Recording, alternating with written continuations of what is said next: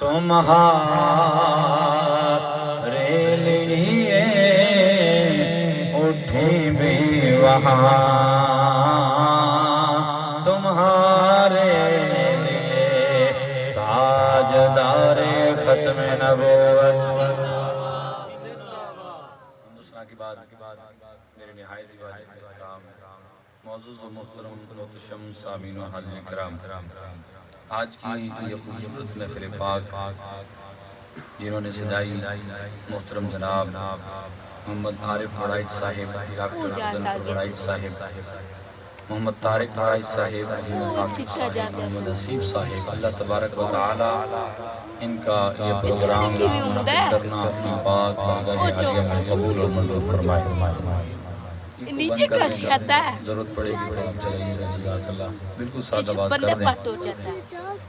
یہ بچے جو سامنے بیٹھے ہیں، بچے خاموشی سے بیٹھو، توجہ سے میری بات سنو۔ اللہ تعالیٰ کا شکر ہے کہ اس خالق اور مالک نے ہمیں مل کر حضور کا ذکر کرنے کی توفیق عطا فرمائی۔ دوستان جی وقار، ہم سب محفلوں میں آتے ہیں، محفلوں میں آنے کا مقصد صرف چند لمحہ چند لحظے لطف اور لذت حاصل کرنا نہیں ہوتا، بلکہ محفل میں آنے کا مقصد یہ ہوتا ہے کہ بندے کو اپنے عقیدے کی بھی پہچان ہو، اپنے پیارے نبی کے مقام کی بھی پہچان ہو۔ بابا جی امیر المجاہدین علامہ خادم حسین رضوی رحمۃ اللہ علیہ ہر تقریر کے شروع میں ایک شعر پڑھا کرتے تھے، اور میں آج اسی شعر کو پڑھ کے اپنی گفتگو کو آپ کو سمجھانے کی کوشش کروں گا، اور ہر بندہ یہاں بیٹھنے والا اس شعر کے تناظر میں اپنے آپ کو دیکھے، کیا کسی جگہ پر، کسی مقام پر، کسی پہلو سے میرے اندر کوئی کمی تو نہیں ہے۔ یہ جو شعر ہے اعلیٰ حضرت عظیم البرکت امام عشق و محبت امام خادم حسین رضوی رحمۃ اللہ علیہ کی زبان سے ہم نے سنا ہے۔ آپ فرماتے تھے، بندہ پروردگارم، امت احمد نبی، دوست دار چار یارم، تاب اولاد علی، مذہب حنفیہ دارم، ملت حضرت خلیل، خاک پائے غوث اعظم، زیر سایہ ہر ولی۔ یہ ہمارا تعارف ہے، اہل سنت کا تعارف ہے۔ آپ فرماتے تھے کہ بندہ پروردگارم، ہم رب کے بندے ہیں، اس خالق اور مالک کے بندے ہیں جس نے زمینوں کو پیدا کیا، جس نے آسمانوں کو پیدا کیا، باغ و بہار کو بنایا، شمس و قمر کا خالق، شجر و حجر کا خالق، پوری کائنات کو پیدا کرنے والا رب، ہم اسی کو سجدہ کرنے والے ہیں۔ وہ رزاق بھی ہے، وہ داتا بھی ہے، وہ مشکل کشا بھی ہے، وہ حاجت روا بھی ہے۔ اگر ہم سجدہ کرتے ہیں تو رب کی بارگاہ میں کرتے ہیں، اور اگر حقیقی مشکل کشا، حقیقی حاجت روا اور حقیقی عطا کرنے والا مانتے ہیں تو رب کی بارگاہ کو مانتے ہیں۔ رب کے علاوہ کسی اور کو ہم خدا نہیں مانتے، کسی اور کو مسجود نہیں مانتے، کسی اور کو معبود نہیں مانتے۔ ہم رب کو ساری طاقتوں کا مالک مانتے ہیں، لیکن یہ بھی مانتے ہیں رب چاہے تو اپنی طاقتیں ولیوں کو بھی عطا کر سکتا ہے، نبیوں کو بھی عطا کر سکتا ہے۔ سبحان اللہ، نعرہ تکبیر، نعرہ رسالت، نعرہ خلافت، نعرہ حیدر۔ بندہ پروردگارم، امت احمد نبی اس خدا کے ماننے والے ہیں جو علیم بذات الصدور بھی ہے، جو ساری کائنات کا جاننے والا ہے، خالق ہے، مالک ہے، مشکل کشا ہے، حاجت روا ہے، اور خالق کائنات، مالک کائنات کے خزانے بڑے ہیں۔ چاہے تو ولیوں کو عطا کرے، چاہے تو نبیوں کو عطا کرے، چاہے تو صدیقین کو عطا کرے، چاہے تو شہداء کو عطا کرے۔ وہ رب ہے، وہ رب خالق اور مالک ہے۔ یہ صفت خلقت کی اور خلقت کی اور تخلیق کی یہ رب کی ہے۔ چاہے تم عیسیٰ نبی کو عطا کرے اور عیسیٰ نبی مٹی سے، گارے سے مورتیاں بنائے، اس میں پھونک مارے اور ان کو پرندہ بنا کے اڑا دے۔ یہ قرآن ہے کہ نہیں؟ قرآن ہے کہ نہیں؟ حضرت عیسیٰ نبی فرماتے ہیں کہ میں مٹی سے، میں گارے سے مورتیاں بناتا ہوں۔ انی اخلق لکم من الطین کہیت الطیر فرمایا میں مٹی سے مورتیاں بناتا ہوں، پرندے بناتا ہوں، پرندوں کی سے صورت بناتا ہوں اور پھر ان کے اندر پھونک مارتا ہوں۔ آدم میں پھونک کس نے ماری؟ رب نے۔ اور ادھر موسیٰ حضرت عیسیٰ نبی پھونک مار رہے ہیں، گویا رب پھونک مارے آدم وجود میں آ جائے، اللہ یہی طاقت، یہی شان، یہی مقام عیسیٰ کو عطا فرما دے، پرندے میں جان آ جائے۔ تو یہاں سے دم کا بھی ذکر آیا کہ نہ آیا؟ جو کہتے ہیں دم جھاڑنا یہ جو ہے نا یہ بدعت ہے، شرک ہے، میں نے کہا عیسیٰ نبی کیوں کہتے ہیں فانفخو، میں پھونک مارتا ہوں، پھونک مارنے کے علاوہ ہاتھ مار دیتے، اونچی آواز سے بولو۔ تو اللہ تعالیٰ کی شان، اللہ تعالیٰ کا مقام اصل میں رب کا مقام ہے، اصل میں رب کی شان ہے، وہ ساری کائنات کا خالق اور مالک ہے، وہ رب چاہے جسے چاہے نواز دے، بہلول دانا کو یہ شان دے دے کہ مٹی کے گھروندے بنا کے اس کو جنت کے گھر بنا کے بیچتا پھرے، سبحان اللہ، وہ رب ہے، بندہ پروردگارم۔ لیکن حقیقی شان، حقیقی مقام ہم رب کا مانتے ہیں، اور اگلی شان بڑی براء الورا ہے، عزتوں والی ہے، مقام والی ہے، بندہ پروردگارم امت احمد نبی خدا کے بندے ہیں اور مصطفیٰ کریم کے امتی ہیں، جو اولین کا بھی سردار ہے، آخرین کا بھی سردار ہے۔ وہ نبی بے اختیار نہیں ہے، وہ چاہے تو ڈوبا ہوا سورج واپس موڑے، وہ چاہے تو جبل ابو قبیس پر کھڑے ہو کر چاند کو دو ٹکڑے کرے، پہلے توڑے پھر جوڑے، اللہ نے نبی کو اختیار والا بنایا ہے۔ وہ چاہے تو حضرت عبداللہ بن عتیق کی ٹوٹی ہوئی پنڈلی کو اپنی لعاب دہن سے جوڑ دے، حضرت ابو قتادہ کے آنکھ کا ڈھیلا واپس اپنی جگہ پہ رکھ کے آنکھ کے ڈھیلے کو تندرست کر دے، وہ نبی چاہے تو انگلیوں سے پانی کے چشمے جاری کر دے، وہ نبی چاہے تو ہرنیوں کو وعدہ دے کے اپنی بارگاہ میں بلائے، وہ نبی چاہے تو درختوں کو اپنے قدموں میں بلائے، وہ نبی چاہے تو پتھروں کو بولیاں دے دے۔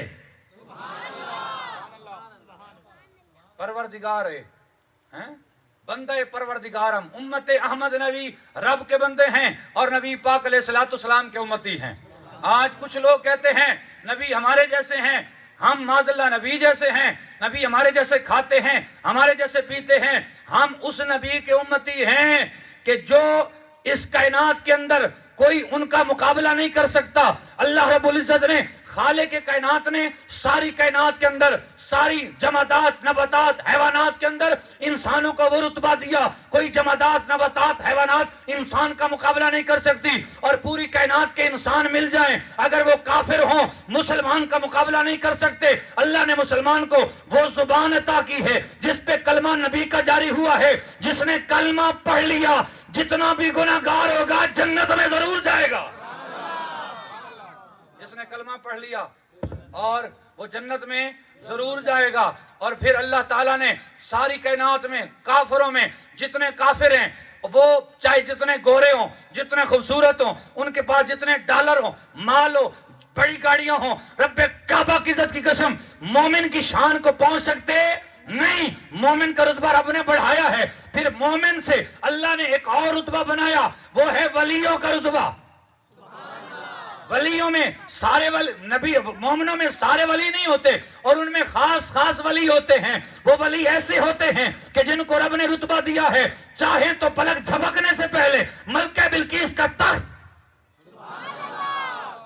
سلیمان علیہ السلام کی بارگاہ میں لے آئیں۔ میں پوچھتا ہوں اگر حضرت سلیمان علیہ السلام کے امتی ولی کا یہ شان ہے، یہ شان ہے خدمتگاروں کی، تو سردار کا عالم کیا ہوگا؟ سبحان اللہ، سبحان اللہ۔ نبیوں ولیوں کا رتبہ مومنوں سے بلند، پھر ولیوں سے رتبہ بلند صحابہ کا۔ ولی ساری زندگی عبادت کرتا رہے، 100 سال عبادت کرے، اور صحابی ایک لمحے کے لیے حالت ایمان میں محبت سے چہرے مصطفیٰ کو تک لے۔ ولی کی 100 سالہ عبادت ایک طرف، اس صحابی کا ایک نظر مصطفیٰ کریم کو محبت سے تکنا ایک طرف۔ سبحان اللہ، سبحان اللہ۔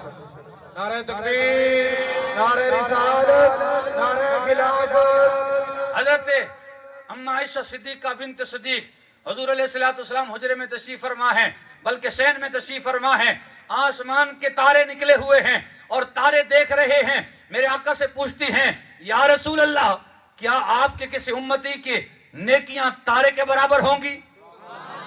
میرے آقا علیہ السلام نے فرمایا ہاں عمر، وہ عمر جس کے آدھا پہ شیدا سکر، اس خدا دوست حضرت پہ لاکھوں سلام. حضرت عائشہ صدیقہ رونے لگ گئیں، یا رسول اللہ اگر عمر کی تاروں کے برابر نیکیاں تو میرے ابا جان کی. یار یہاں پر ایک بات آپ کو رک کے بتاؤں نا، بتاؤ یہ تاروں کی تعداد کو کون جانتا ہے؟ اللہ جانتا ہے، اور اللہ کے بتانے سے حضور بھی جانتے ہیں. کائنات کے اندر کوئی کتنی مشینریاں لے آؤ، کیلکولیٹر لے آؤ اور کمپیوٹر لے آؤ، سائنسدان ایک بار نہیں 100 بار پیدا ہو کے مر کے پھر پیدا ہوں، تاروں کی تعداد کوئی نہیں جانتا. لیکن میرے مصطفیٰ صادق بھی ہیں، امین بھی ہیں. یا تو کہنا پڑے گا کہ معاذ اللہ انہوں نے درست بات نہیں، خلاف واقع بات کی. اگر یہ بات کہو گے تو ایمان گیا، یہ بات کہو گے تو ایمان گیا.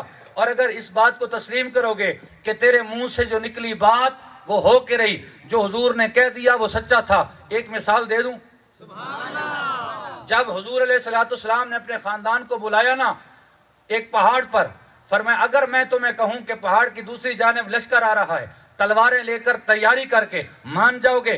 ابھی اعلان نبوت حضور نے کرنا تھا، ان کے سامنے دعوت پیش کرنی تھی. انہوں نے کہا ہاں ہاں کیوں نہیں مانیں گے. بچپن سے لے کر جوانی تک اور اس لمحے تک ایک بات بھی آپ کے منہ سے ایسی نہیں سنی جو غلط ہو، جو جھوٹ ہو، جو خلاف واقع ہو. تو حضور کی بارگاہ میں کہتے ہیں کہ مان لیں گے. اور پھر ان میں سے ایک بندے نے یوں بھی کہا کہ اگر ہم پہاڑ کی دوسری جانب جا کر دیکھیں وہاں کوئی لشکر نہ ہو تو ہم یہ سمجھیں گے کہ مصطفیٰ سچے ہیں، ہم اندھے ہو گئے ہیں. اونچی بات سے بولو یار. مصطفیٰ کریم سچے ہیں، ہم اندھے ہو گئے ہیں، ہم سارے نابینا ہو گئے ہیں، ہمیں نظر نہیں آتا. اگر ان کی آواز ہمیں سنائی نہ دے تو پھر ہم کہیں گے ہم بہرے ہو گئے ہیں. مصطفیٰ کے منہ سے جو بات نکلی ہے وہ سچ. نبی پاک علیہ السلام کے غلاموں، حضور علیہ السلام نے فرمایا تاروں کے برابر نیکیاں عمر کی، تاروں کے برابر نیکیاں عمر کی. حضرت عائشہ صدیقہ رونے لگ گئیں. اب مجھے بتاؤ حضرت عمر نے ساری نیکیاں حضور کے سامنے کی تھیں؟ بتاؤ نہیں. ساری نیکیاں حضور کے سامنے کی تھیں. کچھ حجروں میں کی ہوں گی، کچھ جناب پہاڑوں پہ کی ہوں گی، کچھ جنگلوں میں کی ہوں گی، کچھ میرے آقا کے ظاہری وصال سے پہلے کی ہوں گی، کچھ میرے آقا کے ظاہری وصال کے بعد کی ہوں گی. لیکن اللہ کا نبی وہ شان رکھتا ہے، وہ اپنے عمر کی نیکیاں کمروں والی بھی جانتا ہے، پہاڑوں والی بھی جانتا ہے، اور جناب سمندروں والی بھی جانتا ہے. پتا چلا رب کائنات نے نبی کو یہ شان عطا کی ہے. نبی زندہ ہے، اپنی ظاہری وصال سے پہلے والی نیکیاں بھی جانتا ہے اور بعد وصال والی نیکیاں بھی جانتا ہے. تو پتا چلا اور کیا غیب تم سے نہا ہو بھلا، جب خدا ہی نہ چھپا تم پہ کروڑوں درود. حضرت عائشہ صدیقہ رونے لگیں. آج کہ یا رسول اللہ اگر عمر کی تاروں کے برابر نیکیاں ہیں تو پھر بتائیے میرے والد کی نیکیاں کیا ہوں گی. میرے آقا علیہ السلام نے فرمایا اے عائشہ پریشان نہ ہو، عمر کی تاروں کے برابر نیکیاں ایک طرف اور تیرے والد کی غار والی نیکی ایک طرف. میں پوچھنا چاہتا ہوں، فرمایا اس جگہ پر جب غار میں صدیق اکبر گئے تو مجھے بتائے غار میں نماز فرض تھی، روزہ فرض تھا، حج فرض تھا، زکوٰۃ فرض تھی، یہ ساری چیزیں تو بعد میں فرض ہوئی ہیں. روزہ بھی فرض نہیں تھا، نماز بھی فرض نہیں تھی، حج بھی فرض نہیں تھا. وہ صدیق اکبر کی کون سی نیکی تھی؟ اب ذرا دل کے کانوں سے یہ بات سننا اور دل پہ ہاتھ رکھ کے یہ بات سننا. صدیق اکبر کی وہ نیکی کیا تھی؟ وہ نیکی یہ تھی جب کفار آپ کے در پہ ہوئے اور کفار آپ کے خلاف ہوئے تو صدیق اکبر نے محافظت مصطفیٰ، ناموس مصطفیٰ، عزت مصطفیٰ کی رکھوالی کی اور غار تک لے گئے کندھوں پہ بٹھا کے. اور پھر غار میں لے جانے سے پہلے غار کو کیا صاف اور سوراخوں کو کیا بند، اور پھر حضور کو عرض کیا آقا آ جائیں میری گود میں سر رکھ کے سو جائیں۔ ایک صدیق تھا، ایک حبیب تھا، صدیق دیکھتا رہا، حبیب دکھاتا رہا، جلوے کراتا رہا، یہی تو وہ نیکی تھی۔ ایک لمحہ پر صدیق اکبر اس مقام کو پہنچ گئے، تاروں کے برابر نیکیاں ایک طرف، غار والی نیکی صدیق اکبر کی ایک طرف۔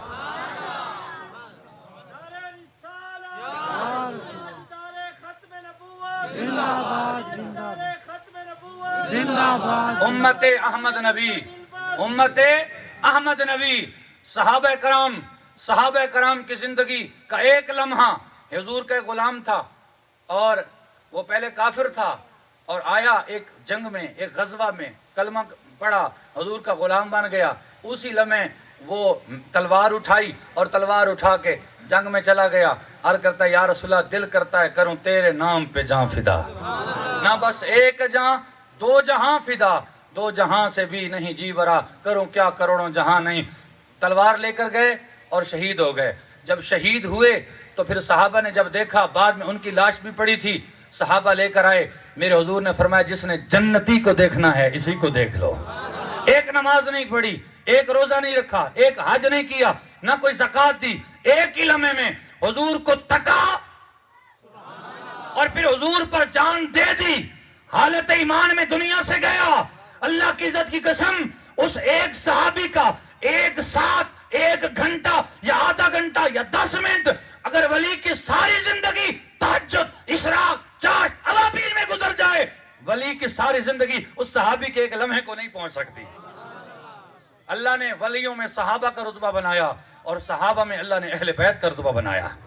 انما یرید اللہ لیذہب عنکم الرجس اہل البیت ویطہرکم تطہیرا، فرمایا اللہ چاہتا ہے ہر قسم کی ناپاکی، ہر قسم کی پلیدگی اہل بیت سے دور کر دے، ویطہرکم تطہیرا، اور ان کو پاکیزگیوں کی معراج عطا کر دے۔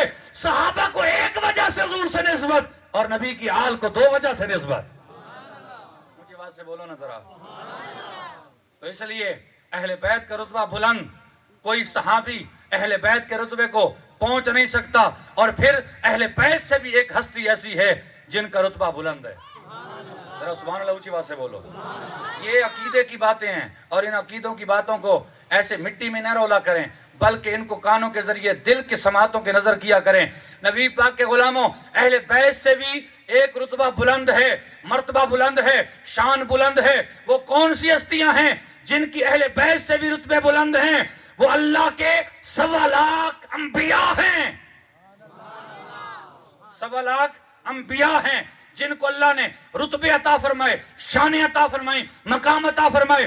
پوری انسانیت میں سے اللہ نے جن کو چنا اور افضل بنایا، پوری کائنات میں جن کو رتبے عطا کیے، نبوت کے تاج دیے، وہ 1.25 لاکھ نبی ہیں۔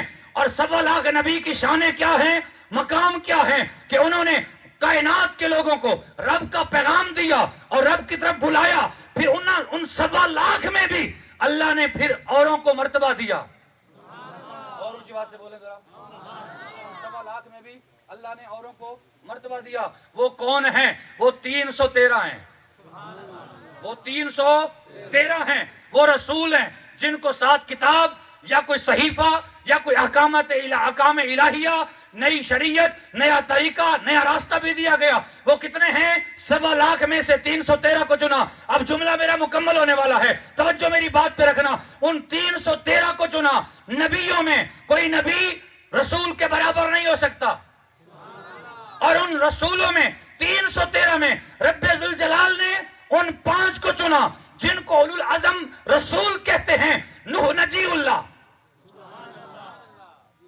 ابراہیم خلیل اللہ، موسیٰ کلیم اللہ، عیسیٰ روح اللہ، اور 5ویں محمد حبیب اللہ۔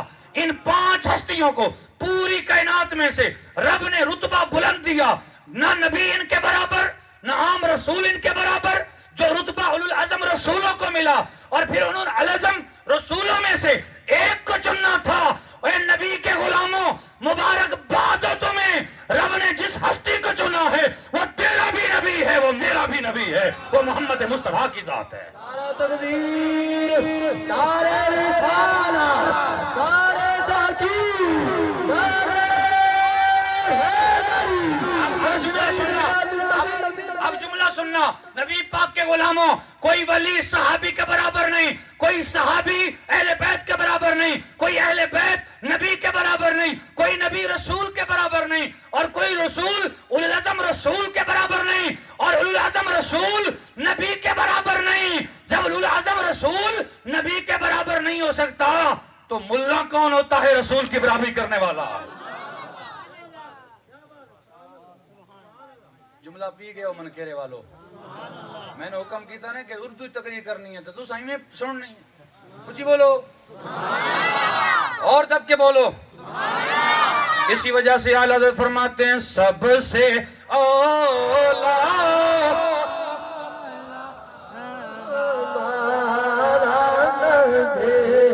سب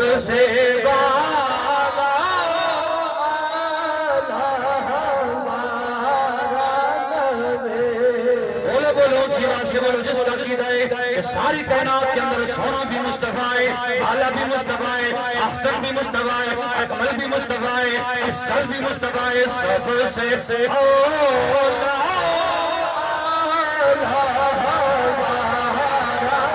وہ بخیل بن رہا ہے جو سرکار کی عزت پہ نہ بولے۔ میرے آقا علیہ السلام نے فرمایا بخیل وہ ہے جس کے سامنے میرا ذکر کیا جائے اور وہ خوش نہ ہو اور وہ میری ذات پہ سلام نہ بھیجے۔ سب سے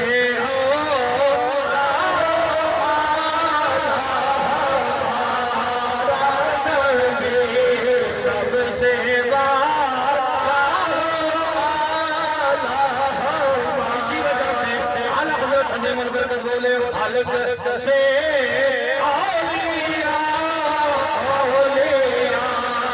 سے ہر بندے کے چہرے پر میری نظر کون پڑ رہا ہے، کس کا چہرہ مرجھایا ہوا مجھے پتہ چل رہا ہے۔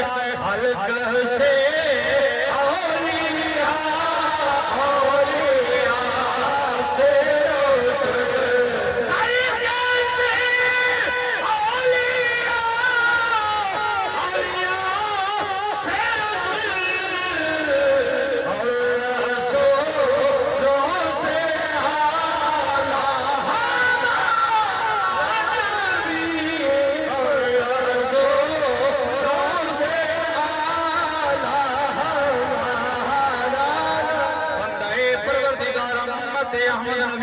ہم حضور کی امت نہیں ہیں، کسی جناب ایسے کے نبی نہیں جو بے اختیار ہو، جس کو علم غیب کی خبر بھی نہ ہو، جس کو کوئی اختیار بھی نہ ہو، وہ کوئی ان کا نبی ہوگا جس کو اختیار نہیں۔ ہمارے نبی کو اللہ نے اختیار بھی دیا ہے، علم غیب بھی دیا ہے، نور والا بنا کے بھی بھیجا ہے۔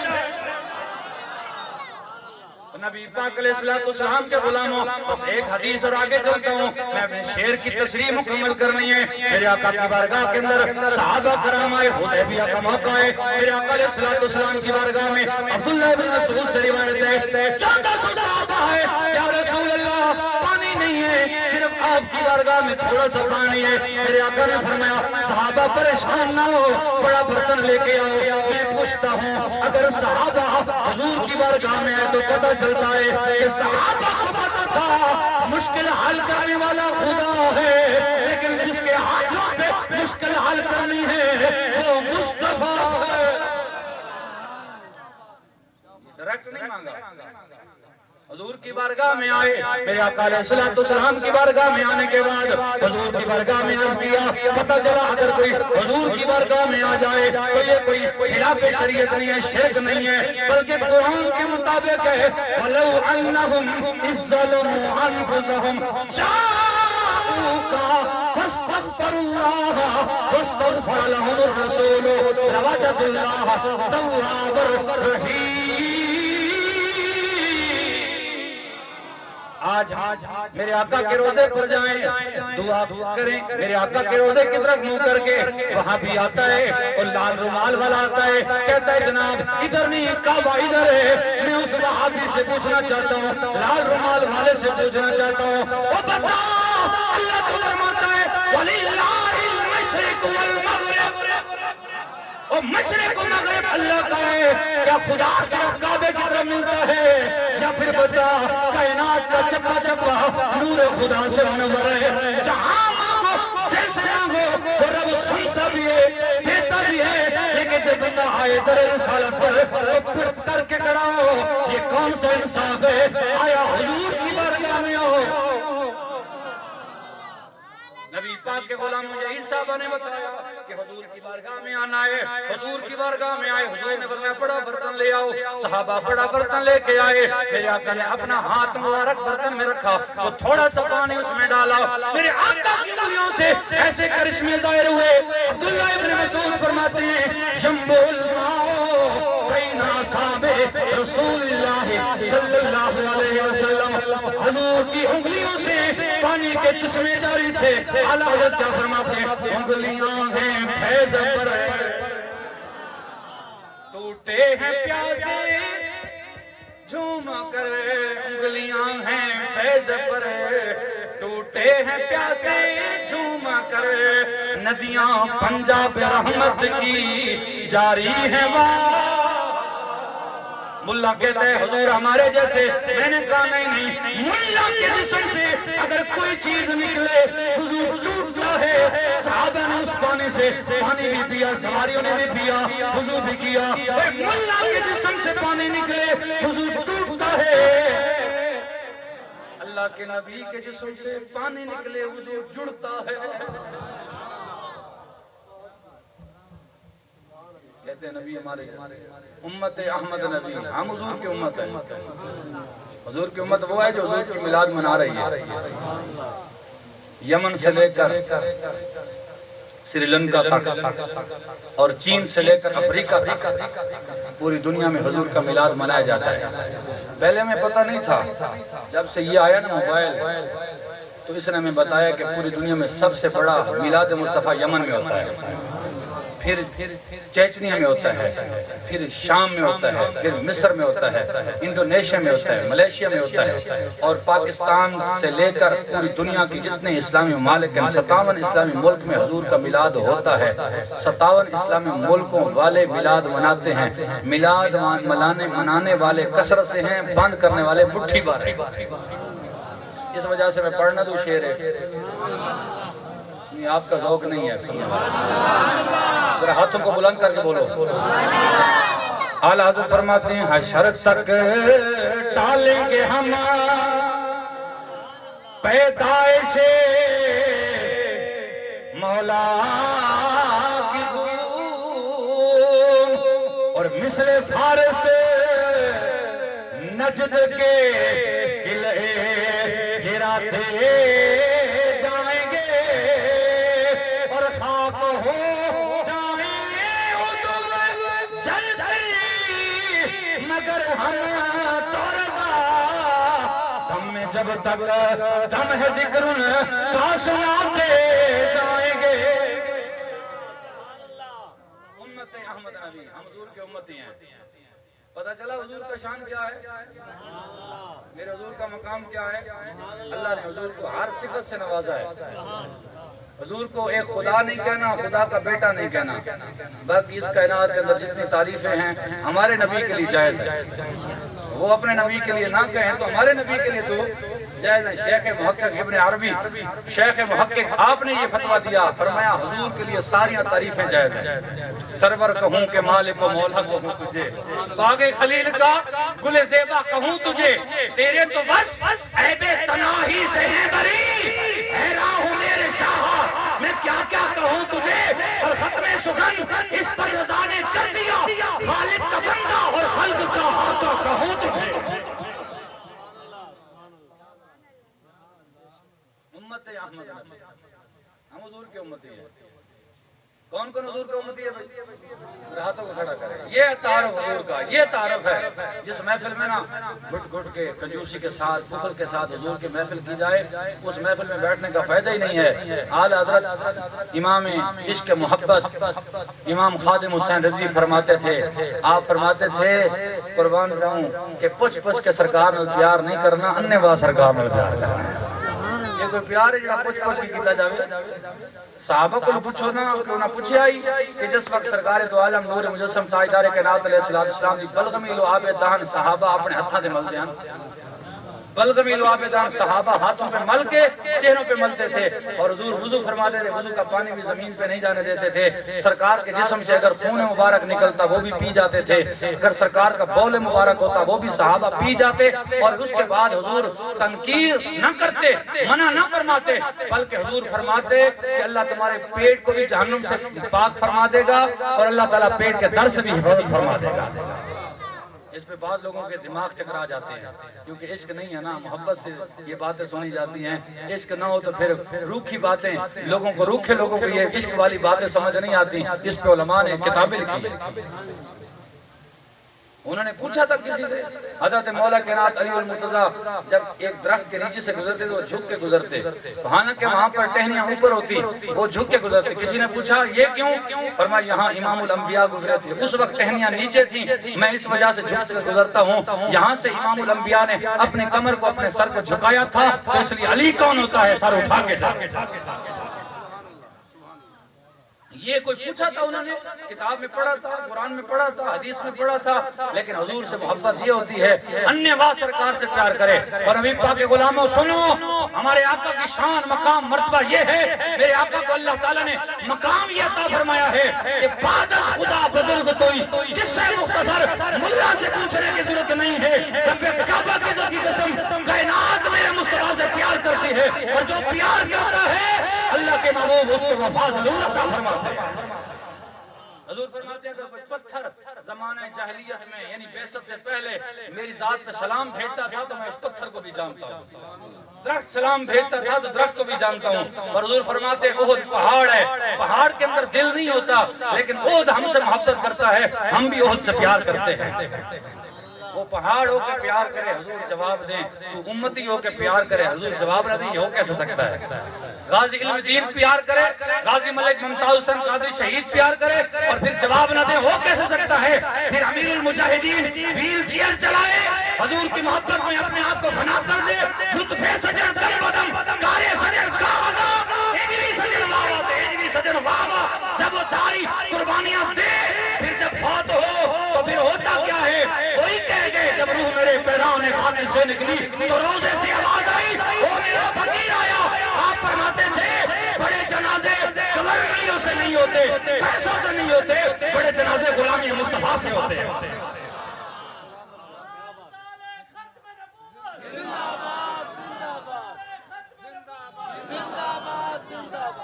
بندہ پروردگارم امت احمد نبی دوست دار چار یارم تاب اولاد علی ہم دوست حضور کے چار رکھتے ہیں ایک نہیں تینوں کو بھی مانتے ہیں باقی تینوں کو جن کو لوگ چھوڑتے ہیں ان کو بھی مانتے ہیں دوست دار چار یارم تاب اولاد علی ابو بکر بھی دوست عمر بھی دوست عثمان بھی دوست علی بھی دوست اور پھر اللہ نے ہمیں یہ آنکھیں دی ہیں صراط مستقیم عطا کی ہے اہدنا الصراط المستقیم حضور کے غلام صراط مستقیم پہ چلنے والے ایک کو نہیں چاروں سے پیار کرتے ہیں تاب اولاد علی پھر مولا علی کو بھی مانتے ہیں حسن حسین کو سردار مانتے ہیں اور علی کی آل کے 12 اماموں کو بھی مانتے ہیں 5 بار کو بھی مانتے ہیں 5 اور 3 کو بھی مانتے ہیں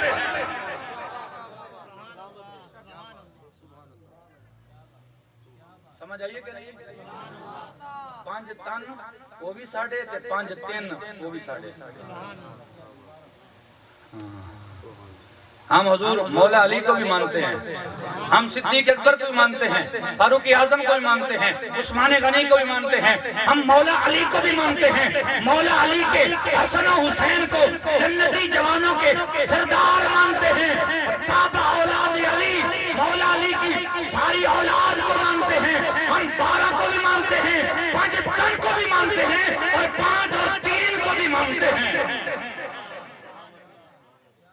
اور پھر ایک اور بات حضرت مولا علی کے صرف ایک بیٹے کو نہیں مانتے حسن کو بھی مانتے ہیں حسین کو بھی مانتے ہیں اور پھر 18 پتر حضرت مولا علی کے مانتے ہیں کچھ بولو ابو بکر بن علی عمر بن علی عثمان بن علی 18 پورے کرنے ہو تو میرے پاس آ جائیے گا، کیونکہ ہر جگہ سودا مفت نہیں ہوتا۔ ہاں کچھ آپ پیٹرول ڈالا کہ آ جائیے گا، میرے پاس 18 بیٹے دکھاؤں گا مولا علی کے، ان میں یہ نام بھی دکھاؤں گا، ابو بکر بن علی، عمر بن عثمان بن۔ آپ کے علاقوں میں کوئی دشمنوں کے نام پہ نام رکھتا ہے یا سجنوں کے نام پہ نام رکھتا ہے؟ ہمیشہ محبت انہی سے جن سے ہوتی ہے، انہی کے ناموں پہ بندہ نام رکھتا ہے۔ حضرت مولا علی کے بیٹوں کے نام دیکھ لو، پتہ چلتا ہے کہ ان کی آپس میں محبت ہے۔ اسی وجہ سے صحابہ سے بھی ہمیں محبت ہے، نبی کی آل سے بھی پیار ہے، صحابہ کے بغیر بھی گزارا نہیں اور حسن و حسین کے بغیر بھی گزارا نہیں۔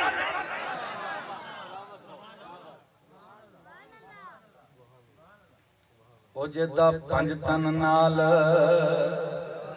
پیار نہیں، او جنت دا حق دار نہیں۔ جدہ پنج تن نال پیار نہیں، او جنت دا حق دار نہیں۔ او جڑا چون یاراں دا یار نہیں، اون دا بیڑا ہونا پار نہیں۔ لکھ نفل نمازاں پڑھ بھاویں، لکھ لمے سجدے کر بھاویں، جے آل نبی دا دشمن ہے تیرا بیڑا ہونا۔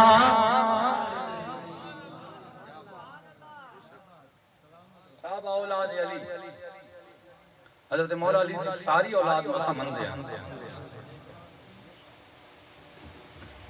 مذہب حنفیہ دار، امام اعظم ابو حنیفہ کا مذہب رکھتے ہیں۔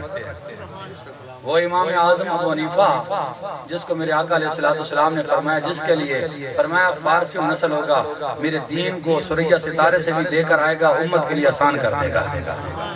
اس وقت امت کی 1/3 بلکہ 2/3 دو تہائی اکثریت امام اعظم ابو حنیفہ کے مقلد ہے۔ ویسے سارے امام جتنے ہیں وہ اہل سنت کے امام ہیں، امام مالک، امام شافعی، امام احمد بن حنبل، امام اعظم ابو حنیفہ رحمۃ اللہ علیہ، یہ سارے اہل سنت کے امام ہیں۔ اور اہل سنت کے اماموں میں نبی پاک علیہ السلام کے غلاموں 2/3 اکثریت امام اعظم ابو حنیفہ کی پیروکار ہے۔ اور حضور کا فرمان ہے کہ میری امت گمراہی پر جمع نہیں ہوگی۔ اس وقت پوری امت، پوری کائنات کے اندر اہل سنہ و جماعت سب سے زیادہ ہے، اکثریت میں ہے۔ اور حضور نے فرمایا میری امت گمراہی پر جمع نہیں ہو سکتی، لا تجتمع امتی علی الضلالہ، فرمایا میری امت گمراہی پر جمع نہیں ہو سکتی۔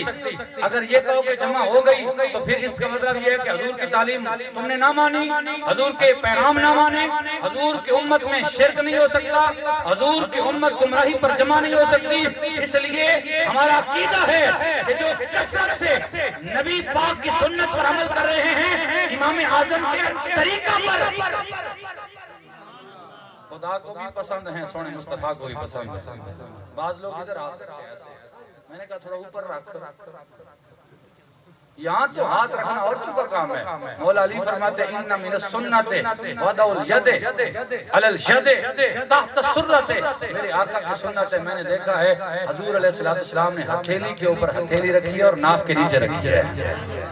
کہتے ہیں رفع دین، میں نے کہا وائل بن حجر رضی اللہ تعالیٰ عنہ کی روایت ہے رفع دین والی، اور پھر دوسری طرف حضرت عبداللہ بن مسعود ہے، وہ کہتے ہیں کہ رفع دین حضور نے نہیں کیا۔ اب وائل بن حجر تو ہیں دیہاتی آدمی، وہ کبھی کبھی آتے ہیں اور کبھی آ کے چلے جاتے ہیں، دیہات سے آتے ہیں، لیکن عبداللہ بن مسعود جو کہتے ہیں کہ حضور نے رفع دین سوائے تکبیرۃ الافتتاح، ان تکبیر تحریمہ کے علاوہ حضور نے رفع دین رکوع کے وقت نہیں کیا۔ حضرت عبداللہ بن مسعود کہتے ہیں کہ حضور نے نہیں کیا۔ عبداللہ بن مسعود کون ہے؟ عبداللہ بن مسعود تہجد کا وضو کرانے والا ہے، اشراق کا وضو کرانے والا ہے، چاشت کا وضو کرانے والا ہے، اوابین کا وضو کرانے والا ہے، سرکار کے نالین اٹھا کے اپنے سر پہ رکھنے والا ہے۔ تو علامہ ابراہیم نخعی نے فرمایا اس کے مقابلے میں اگر توازن کیا جائے، موازنہ کیا جائے کہ کون ہے جو حضور کے زیادہ قریب ہے، کس نے حضور کو دیکھا ہے زیادہ، فرماتے ہیں ایک بار اگر وائل بن حجر نے حضور کو رفع دین کرتے دیکھا تو 50 بار عبداللہ بن مسعود نے دیکھا کہ حضور نے رفع دین نہیں فرمایا۔ 50 بار والے کی معنی یا ایک بار والے کی معنی؟ چلو یہ تو ہو گیا بینڈ، ایک طرف کرنے والی دوسری طرف نہ کرنے والی. پھر 1185 پچھلی بار چودھری نعیم صاحب انہوں نے ندیم بھائی نے اور ان کے سارے ساتھیوں نے ایک شعر منگایا تھا سنیوں کا, اور اس نے یہ 1185 سکھایا تھا. تو میں نے بھی اس دن 1185 یاد کر لیا ہے, اور میں بھی یہی بتا رہا ہوں. سنن نسائی ہے 1185 حدیث کا نمبر ہے. حضور نے کبھی بھی رفع دین کرنے کا حکم نہیں دیا, کرنے کا حکم نہیں دیا. کرنے والی روایات ہیں لیکن وہ روایات منسوخ ہیں دوسری روایات سے. حکم کرنے کا نہیں دیا لیکن منع حضور سے ثابت ہے کہ نہ کیا کرو. مجھے وہاں سے بولو. مذہب حنفی ادارہ, مذہب حنفی ادارہ, ملت حضرت خلیل اور حضرت خلیل کی ملت. ہم مسلمان ہیں, نہ یہودی نہ عیسائی, ابراہیمی ہم ہیں. یہودی ابراہیمی نہیں ہو سکتے, عیسائی ابراہیمی نہیں ہو سکتے, کیونکہ ابراہیم کے موحد. یہودیوں نے عزیر علیہ السلام کو بیٹا بنایا, عیسائیوں نے عیسیٰ علیہ السلام کو بیٹا بنایا. نہ یہودی ابراہیمی اور نہ ہی عیسائی ابراہیمی. یہاں پہ حافظ کو بیٹھے, اللہ تعالیٰ نے قرآن پاک میں فرمایا ما کان ابراہیم یہودیوں ولا نصرانیوں ولیکن کان حنیفا مسلم ہے, حنیفا مسلم ہے. اللہ قرآن میں فرماتا ہے یہ جو آج سعودی عرب میں اور دبئی میں ابراہیمی فیملی بنا کے نا, یہ وہاں گرجا گھر بھی, وہاں یہودیوں کا سوما بھی, اور دوسری تیسری چیزیں ادیان کو ساروں کو اکٹھا کر کے مسجد بھی بنا دی, سوما بھی بنا دیا, گرجا بھی بنا دیا, اور کہتے ہیں سارے ابراہیمی ہیں اور اسرائیل کو تسلیم کرو. ہم کہتے ہیں رب کعبہ کی عزت کی قسم کہ اسرائیلی کبھی ابراہیمی نہیں ہو سکتے, اور یہ ظالم ہیں غزہ پر مسلمانوں پر مباری کرنے والے اور مسلمانوں کے قاتل ہیں. یہ کبھی مسلمانوں کے دوست نہیں ہو سکتے. یہ یہودی ہیں, یہ عیسائی ہیں, نبی پاک علیہ الصلوۃ والسلام کے امتی ہی ہیں جو ابراہیمی ہیں, ملت ابراہیم پر ہیں. ابراہیم نہ یہودی تھے اور نہ عیسائی تھے بلکہ حنیف مسلمہ سچے مسلمان تھے. آگے کیا ہے, آگے بابا جی فرماتے تھے خاک پائے غوث اعظم زیر سایہ ہر ولی. بات ختم ہو گئی بھائی. ہم حضور غوث پاک کے قدموں کی خاک ہیں, ہم حضور غوث پاک کے قدموں کی خاک ہیں, زیر سایہ ہر ولی, اور ہر ولی کا سایہ ہمارے سر پہ ہے. میں یہ پوچھتا ہوں یہ جو مائک چل رہا ہے اس کا تعلق ریڈیو اسٹیشن سے ہے یا نہیں ہے؟ اگر نہ ہو, کسی جگہ سے تار ٹوٹی ہوئی ہو, اس میں سے آواز نہ آئے, یہ اپنا کام نہ کرے. نبوت کا دروازہ ہو گیا بند, لیکن ولایت کا دروازہ قیامت تک ہے. مجھے دکھاؤ کسی اور جگہ پر کوئی ولی آئے ہیں تو ہم میں آئے ہیں. کہیں داتا ہے, کہیں خواجہ ہے, کہیں بابا ہے, کہیں مہر علی ہے, کہیں خواجہ غلام حسن شیوا, کہیں بارو کریم, کہیں مہر علی, کہیں سلطان باہو. میں پوچھتا ہوں اگر کوئی کہتا پھرے کمینہ کہ جناب بابے پہ شے کوئی جس کا ہمتا نہ ہو, وہ کہتا پھرے نہیں ہے جن کے بابے ہیں وہ تو ماریں گے. اگر یہ چل رہا ہے مائک, اس کا تعلق ہے, اس کا تعلق ریڈیو اسٹیشن کے ساتھ جڑا ہوا ہے. جن کا تعلق جڑا ہوا ہے ان میں تو ولی آتے رہیں گے, ان میں تو ولی آتے رہیں گے, اور جن کا تعلق ہی نہیں ہے پھر وہ بس ختم. ان کے اندر نہ کوئی ولی ہے, نہ کوئی اولیاء ہیں, نہ کوئی بابے ہیں, نہ کوئی کرامت والے ہیں. تین چیز ہوتی ہے حضور کے غلاموں, بس بات ختم. ایک ہوتا ہے قدرت, ایک ہوتی ہے معجزہ, ایک ہوتی ہے کرامت, ایک ہوتی ہے استدراج. چوتھی چیز بھی سن لیں, قدرت وہ ہوتی ہے جو بغیر واسطے کے اللہ تعالیٰ سے خود ظاہر ہو اور خلاف عقل چیز ہو. جیسے آدم کو اللہ نے بغیر ماں کے بغیر باپ کے پیدا کیا, حضرت عیسیٰ نبی کو بغیر باپ کے پیدا کیا, یہ ہے قدرت. اور معجزہ کسے کہتے ہیں؟ عقل کو عاجز کرنے والا. اگر نبی کے ہاتھ پہ ظاہر ہو اس کو کہتے ہیں معجزہ. موسیٰ کا عصا تھا, زمین پہ گاڑتے تھے تو درخت بن جاتا تھا, ٹہنیاں آتی تھی, سائے میں بیٹھ کے آرام کیا کرتے.